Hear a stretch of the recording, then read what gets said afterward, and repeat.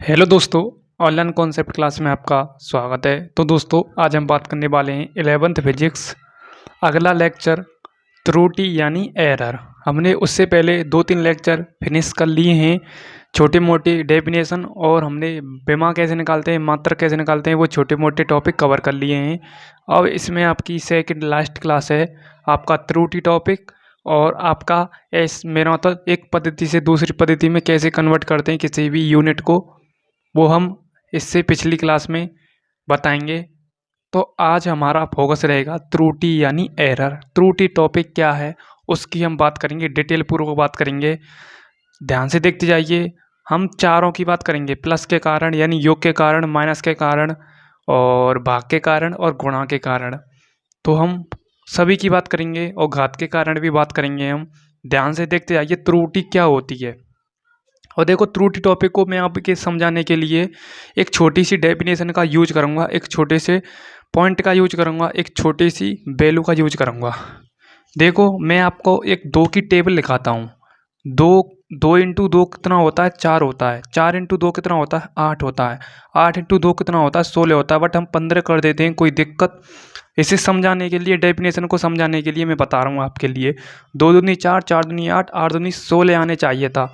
Real value आनी चाहिए थी 16, बट एक्चुअल वैल्यू यहाँ पर क्या है? 15 है। कितने की एरर हो रही है? 1 की एरर हो रही है, क्योंकि आना चाहिए था यहाँ पर रियल वैल्यू 16, बट आ रहा है यहाँ पर एक्चुअल वैल्यू कितनी आ रही है? 15 आ रही है। और कितने की हमें त्रुटि हुई, कितने की एरर हुई? हमें हुई 1 की एरर, यानी 1 अंक की हमें एरर हो चुकी है। वही आपका क्या कहलाता है? त्रुटि कहलाता है। डेफिनेशन आ चुकी है, किसी भी राशि के वास्तविक मान एवं मापित मान के अंतर को क्या कहते हैं? त्रुटि कहते हैं। दोबारा से, किसी भी राशि के वास्तविक मान एवं मापित मान के अंतर को क्या कहते हैं? त्रुटि कहते हैं। सिंपल सा प्रोसेस आपका त्रुटि टॉपिक का खत्म हो चुका है। अब एक बार मैं आपको दोबारा से बताता हूँ। देखो, 2 इंटू 2 करते हैं तो 4 आता है। 4 इंटू 2 करते हैं तो 8 आता है। 8 इंटू 2 करते हैं तो 16 आता है। बट आ रहा है यहाँ पर 15। समझाने के लिए मैंने न्यूमेरिक वैल्यू यूज की है 15। तो कितने की त्रुटि हुई है यहाँ पर? एक्चुअल वैल्यू कितनी आई है? 15। रियल वैल्यू आनी चाहिए थी 16, बट 1 की त्रुटि हुई है, क्योंकि 16 माइनस 15 कितना होते हैं? 1। तो यहाँ पर कितने की त्रुटि हो चुकी है? यहाँ पर हो चुकी है 1 की त्रुटि हो चुकी है। यही होता है आपका त्रुटि। सिंपल सा प्रोसेस। अब मैं आपके लिए बात करता हूँ एक एक से डेफिनेशन के बारे में। ध्यान से देखते जाइए। सबसे फर्स्ट हम बात करेंगे निरपेक्ष या परम त्रुटि। निरपेक्ष या परम त्रुटि, ध्यान से देखते जाइए। निरपेक्ष या परम त्रुटि, निरपेक्ष या परम त्रुटि। परम त्रुटि क्या होती है इसकी हम बात करेंगे। ध्यान से देखते जाइए, निरपेक्ष या परम त्रुटि क्या होती है। अब देखो, निरपेक्ष या परम त्रुटि क्या होती है इसकी हम बात करते हैं। ध्यान से देखते जाइए, निरपेक्ष या परम त्रुटि क्या होती है। अब देखो, इसकी एक छोटी सी डेफिनेशन है। डेफिनेशन जाए भाड़ में, कोई नहीं पूछता है डेफिनेशन, ओनली कॉन्सेप्ट पर बात करता है। यही इसकी डेफिनेशन है जो मैंने अपनी बताई थी। यानी किसी भी राशि के वास्तविक एवं मापित मान के अंतर को क्या कहते हैं? क्या कहते हैं? क्या कहते हैं? वो कहते हैं, क्या कहते हैं? निरपेक्ष त्रुटि कहते हैं। और जो मैंने आपके लिए एरर की त्रुटि बताई थी, वो त्रुटि है किसी भी राशि के वास्तविक एक मापित मान के अंतर को क्या कहते हैं? त्रुटि कहते हैं। एक मापित मान के अंतर को क्या कहते हैं? त्रुटि। और इसकी डेफिनेशन क्या है? किसी भी राशि के वास्तविक मान एवं मापित मान के अंतर को, एक मापित मान के अंतर को त्रुटि कहते हैं, एवं मापित मान को क्या कहते हैं? निरपेक्ष त्रुटि कहते हैं। ये इनमें डिफरेंस है। अब देखो, मैं आपको इसे समझाने के लिए एक छोटा सा वैल्यू यूज लूँगा। माना कोई भौतिक राशि ए है। माना, मैंने मान ली है, माना कोई भौतिक राशि क्या है? कोई भौतिक राशि मैंने मान ली है, ए मान ली है। क्या फिजिकल क्वांटिटी मैंने क्या मान ली है? ए मान ली है। क्या मान ली है? ए मान ली है। मैं इसे क्या मानूंगा? ए मानूंगा। जिसे हम क्या मानेंगे? ए मानेंगे। माना कोई भौतिक राशि ए, जिसे एन बार मापा जाता है, जिसे एन टाइम मापा जाता है, एन टाइम मापा जाता है। कोई दिक्कत? एन टाइम मापा जाता है, कोई दिक्कत? मापा जाता है। अब इसी से हम निकालेंगे निरपेक्ष या परम त्रुटि। हम कोई भौतिक राशि यानी ए को एन टाइम माप रहे हैं, एन टाइम हमें इस भौतिक राशि को माप रहे हैं। ओके, कोई दिक्कत? और यहीं से हम निकालेंगे निरपेक्ष या परम त्रुटि या माध्य त्रुटि, आप इसे बोल सकते हैं। आपने पढ़ा होगा माध्य। जैसे समांतर माध्य आपने पढ़ा है। समांतर माध्य क्या होता है, ए प्लस बी का योग अपॉन में 2 होता है, ए बराबर में ए प्लस बी अपॉन में 2 होता है, ये होता है आपका समांतर माध्य। उसी प्रकार से इसका भी ऐसे ही फॉर्मूला आएगा, ध्यान से देखते जाइए। अब देखो, मैं किसी भी भौतिक राशि को n बार माप रहा हूँ, कोई दिक्कत, n टाइम माप रहा हूँ मैं, कोई दिक्कत, तो कोई दिक्कत नहीं आनी चाहिए। तो n टाइम मापूंगा तो क्या आएगा, तो यहाँ पर आएगा a1 प्लस में a2 प्लस में a3 प्लस में a4 प्लस में a5 dot dot dot dot plus में an आ जाएगी। यहाँ पर n टाइम्स तक हम कितनी भी वैल्यू को माप सकते हैं, और जितनी वैल्यू होंगी उतनी का इसमें क्या लग जाएगा, भाग लग जाएगा। कितना लग जाएगा, भाग। तो भाग के लिए मैं n संख्या रख दूंगा, जितनी आपकी संख्याओं का मान होगा वही इसमें भाग लग जाएगा। कोई दिक्कत ना दिक्कत होनी चाहिए यहाँ तक, ठीक है। दोबारा से, माना कोई भौतिक राशि a है जिसे n टाइम मापा जाता है।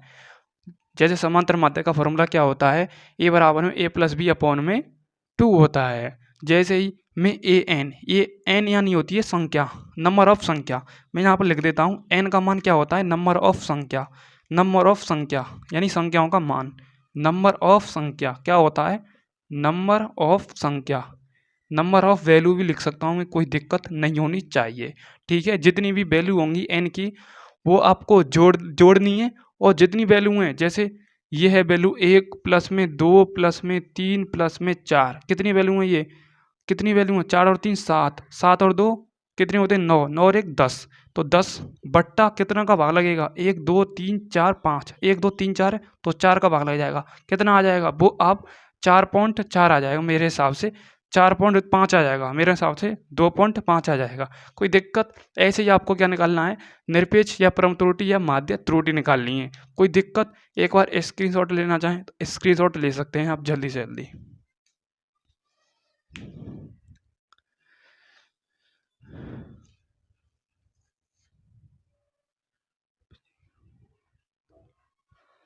स्क्रीनशॉट ले लिया होगा। अब मैं बात करता हूँ नेक्स्ट। नेक्स्ट क्या होता है आपका, नेक्स्ट है आपका आपेक्षिक या भिन्नात्मक त्रुटि। ध्यान से देखते जाइए। अब देखो, आपेक्षिक या भिन्नात्मक त्रुटि क्या होती है, इसकी छोटी सी डेफिनेशन है। इसकी छोटी सी डेफिनेशन क्या है, पहले आप नाम को देखो, भिन्नात्मक त्रुटि यानी अलग अलग हो रही होगी, अलग अलग हो रही होगी यानी संख्याओं का मान अलग अलग होगा। तो इसका एक अनुपात आता है। अनुपात क्या आता है, माध्य एवं माध्यमान का अनुपात क्या होता है आपका, आपेक्षिक या क्या होता है, भिन्नात्मक त्रुटि होती है। क्या होती है, त्रुटि होती है। अब देखो, मैं इसकी डेफिनेशन बोलूँगा, माध्य परम त्रुटि एवं माध्यमान के अंतर को क्या कहते हैं, माध्य परम त्रुटि या माध्यमान परम त्रुटि के अनुपात को हम क्या कहते हैं, क्या कहते हैं, वो कहते हैं हम आपेक्षिक या भिन्नात्मक त्रुटि कहते हैं, जो आपकी डेफिनेशन स्क्रीन पर आ चुकी होगी। अब इसका एक छोटा सा फॉर्मूला है, वो भी आप फॉर्मूले को ऐड कर सकते हैं। 1 मिनट, मैं किबार को मैं बंद करता हूँ, किबारों को, तो थोड़ा आवाज़ ही आ चुकी है 1 मिनट के लिए। तो अब हम चलते हैं अपने टॉपिक पर। तो माध्य परम त्रुटि एवं माध्यमान के अनुपात को हम क्या कहते हैं, आपेक्षिक या परम त्रुटि कहते हैं। सिंपल सा प्रोसेस, इजी है। अब मैं आपको इसका एक छोटा सा क्या लिखाता हूँ, पार्ट लिखाता हूँ। अब देखो क्या है, आपेक्षिक त्रुटि, आपेक्षिक त्रुटि इक्वल माध्य परम त्रुटि, माध्य परम त्रुटि अपॉन में क्या, माध्यमान। क्या है, माध्यमान। इनका अनुपात क्या होता है, आपेक्षिक या भिन्नात्मक त्रुटि होता है, माध्यमान। इनका अनुपात क्या होता है, आपेक्षिक या भिन्नात्मक त्रुटि होती है। अब देखो, माध्य परम त्रुटि को हम डेल ए से डिनोट करते हैं और माध्यमान को हम ए से डिनोट करते हैं। कोई दिक्कत, तो ये होता है आपका आपेक्षिक या भिन्नात्मक त्रुटि। कोई दिक्कत, आपेक्षिक या भिन्नात्मक त्रुटि में कोई दिक्कत नहीं होनी चाहिए। नेक्स्ट की भी बात करता हूँ। नेक्स्ट है आपका, नेक्स्ट एक बार स्क्रीनशॉट लेना चाहें तो स्क्रीनशॉट ले सकते हैं आप। अब देखते हैं हम प्रतिशत त्रुटि, प्रतिशत त्रुटि। प्रतिशत त्रुटि, प्रतिशत त्रुटि आपको पता ही होगा, प्रतिशत प्रतिशत का सिंबल इस प्रकार से होता है। ठीक है, कोई दिक्कत? अब देखो प्रतिशत त्रुटि क्या होती है। जब हम आपेक्षिक त्रुटि या भिन्नात्मक त्रुटि को प्रतिशत के रूप में डिनोट कर दें, वही आपका क्या होता है, प्रतिशत त्रुटि होती है। कोई दिक्कत खास ज़्यादा है नहीं है इसमें। इंटू का मेरा मतलब इंटू 100 हो जाएगा और कुछ भी नहीं है इसमें। देखो इसमें क्या है, आपेक्षिक त्रुटि माध्यपूर्ण त्रुटि अपॉन में माध्यमान बराबर में डेल ए अपॉन में ए है। कोई दिक्कत? कोई दिक्कत? जब हम आपेक्षिक त्रुटि को प्रतिशत त्रुटि की फॉर्म में लिख देते हैं ना, वही आपका प्रतिशत त्रुटि होती है और इसमें कोई ज़्यादा रॉकेट साइंस है नहीं है। अब हम इसे कैसे लिखेंगे, तो इसे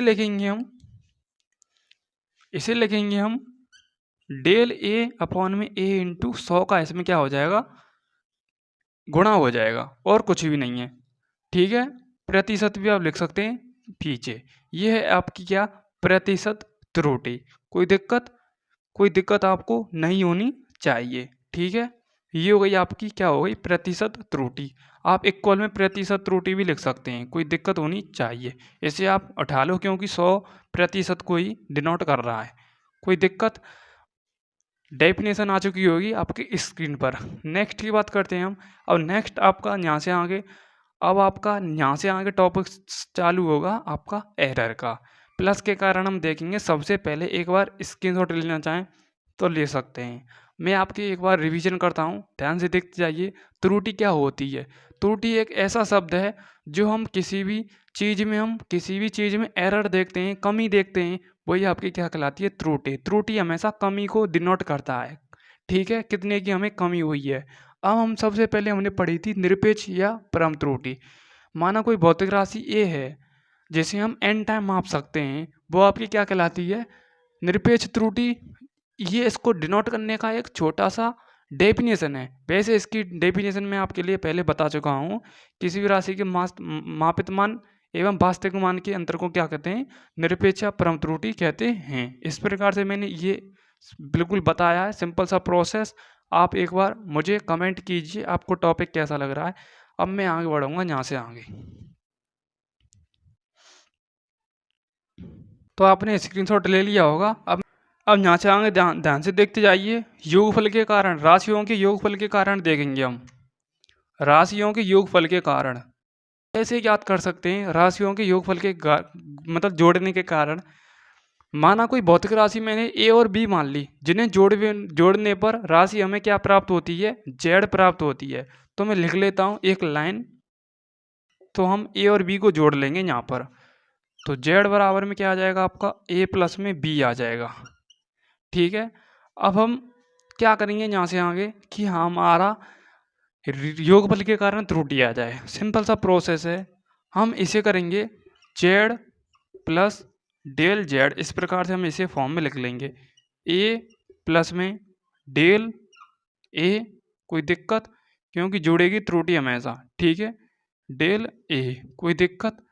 उसके बाद प्लस में चिन्ह आ रहा है बीच में, बी प्लस में डेल बी आ जाएगा। बी प्लस में क्या आ जाएगा, डेल बी। कोई दिक्कत? अब देखो यहाँ से आगे हम क्या करें कि हमारा स्टेप आगे फॉलो होता जाए। तो जेड प्लस में डेल जेड में यहाँ पर कोई लिख लेता हूँ, कोई दिक्कत? दोबारा रिपीट कर लेता हूँ। अब देखो ए प्लस बी को मैं एक साथ लिखूँगा, उसके बाद में डेल ए प्लस में डेल बी को मैं एक साथ लिखूँगा। कोई दिक्कत? अब देखो ए प्लस बी की जगह पर मैं क्या लिखूँगा, जेड लिखूँगा। क्या लिखूँगा, जेड लिखूँगा। तो मैं इसकी जगह पर क्या लिख देता हूँ, जेड लिख देता हूँ। तो जेड लिख दिया मैंने ए प्लस बी की जगह पर। उसके बाद डेल ए प्लस में क्या है, डेल बी है, इक्वल में क्या है आपका, जेड प्लस में डेल जेड है। अब देखो यहाँ से आगे जो कट रहा है उसे हम काट देते हैं। तो कट रहा क्या है आपका, आपका कट रहा है जेड से जेड कैंसिल। तो डेल जेड बराबर में डेल ए प्लस में डेल बी। ये क्या है आपका, योगफल के कारण त्रुटि है, राशियों के योगफल के कारण त्रुटि है। यही होती है सिंपल सा प्रोसेस त्रुटि का। अब देखो, अब इसमें हम घटाव के कारण निकालें। ये तो प्लस के चिन्ह के कारण हो गई, प्लस के चिन्ह के कारण हो गई। अब इसमें हम घटाव के कारण निकालें तो इसमें माइनस आ जाएगा और कुछ भी नहीं है। Del Z del A minus का डेल बी आ जाएगा, कोई दिक्कत नहीं है। वैसे हम त्रुटियों को जोड़ते हैं, ठीक है, ये आपको पता होना चाहिए। ये तो हमारी प्लस के कारण आ गई, किसके कारण आ गई, प्लस के कारण। और ये हमारी क्या आ गई, माइनस के कारण। सिंपल सा प्रोसेस, एक ही बात का निचोड़ यहीं पर आ गया, ठीक है। दोबारा से मैं आपको बताता हूँ, माना कोई भौतिक राशि ए और बी को जोड़ने पर जेड राशि प्राप्त होती है, तो जेड बराबर में ए प्लस बी, जेड को मैं जेड प्लस डेल जेड, और ए को मैं A plus del A, B को मैं del B plus del B लिख सकता हूँ। ए प्लस बी को मैंने एक साथ, और डेल ए और डेल बी को मैंने एक साथ लिखा। ए प्लस बी की जगह पर मैंने जेड लिख दिया और del A plus del B को ऐसे लिख दिया। जेड से मैंने जेड कैंसिल किया, तो डेल जेड बराबर में डेल ए प्लस में डेल बी। ये होती है राशियों के योगफल के कारण त्रुटि। सिंपल सा प्रोसेस, ठीक है। एक बार स्क्रीनशॉट लें जरूर।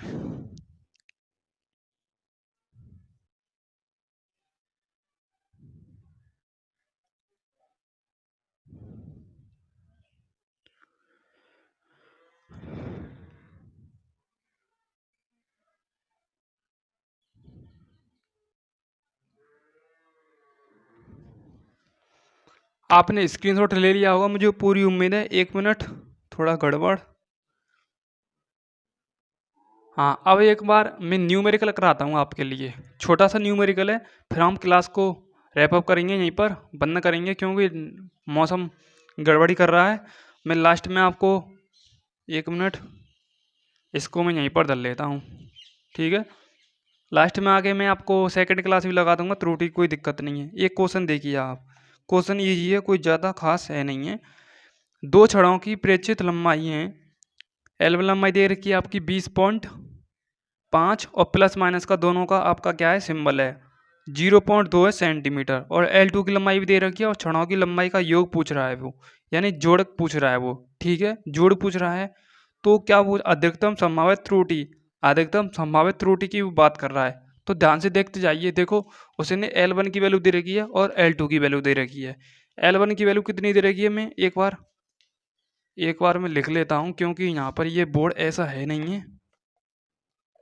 अब देखो L1 की वैल्यू इसने कितनी दे रखी है, L1 की वैल्यू दे रखी है इसने 20.5 प्लस माइनस 0.2 सेंटीमीटर। L2 की वैल्यू इसने कितनी दे रखी है 15.3 प्लस माइनस 0.2 सेंटीमीटर। अब कुल लंबाई की हमें छड़ निकालनी है, यानी छड़ की कुल लंबाई याद करनी है हमें, कुछ भी नहीं है, जुड़ जाएंगी और होगा है। मैंने आपके लिए पहले बताया था, त्रुटि हमेशा जोड़ी जाती है और कुछ भी नहीं है। तो क्षण की कुल लंबाई याद करनी है हमें, क्या याद करनी है, क्षण की कुल लंबाई याद करनी है। तो क्षण की कुल लंबाई याद करनी है, कुल लंबाई हमें यहाँ से आगे ज्ञात करनी है, क्या होती है, ध्यान से देखते जाइए। क्षण की कुल लंबाई क्या होती है, हम इसे जोड़ देंगे तो L1 प्लस में L2 का मान कितना आएगा, वही आपका क्या कहलाएगा, मान कहलाएगा इसका, ठीक है। अब देखो हम इसे जोड़ सकते हैं, 20.5 प्लस 0.2, उसके बाद प्लस में 15.3 प्लस 0.2। आप जोड़ सकते हैं 15 और 20 कितने होते हैं, 35 पॉइंट, कितना आ जाएगा 35 पॉइंट क्या आ जाएगा, 8 आ जाएगा।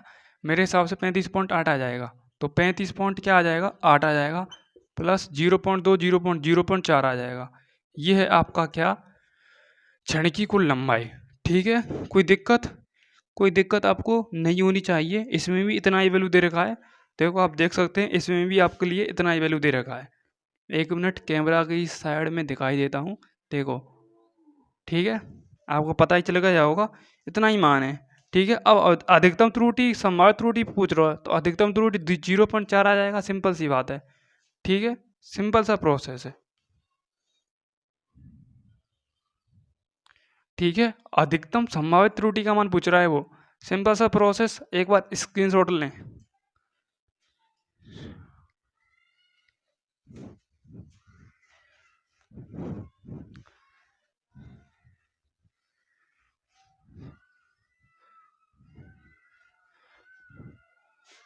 तो मैं अगली क्लास में बात करूंगा, अब अगली क्लास में बात करूंगा मैं घात के कारण त्रुटि, पावर के कारण, और मल्टीप्लाई और डिवाइड के कारण। ठीक है, इनकी मैं आगे बात करूँगा। और कुछ मिश्रित त्रुटि होती हैं आपकी, उनकी मैं बात करूँगा। मिलता हूँ नेक्स्ट क्लास के साथ। क्लास कैसी लगी कमेंट करके मुझे ज़रूर बताएं। Thank you so much, love you all, जय हिंद, जय भारत।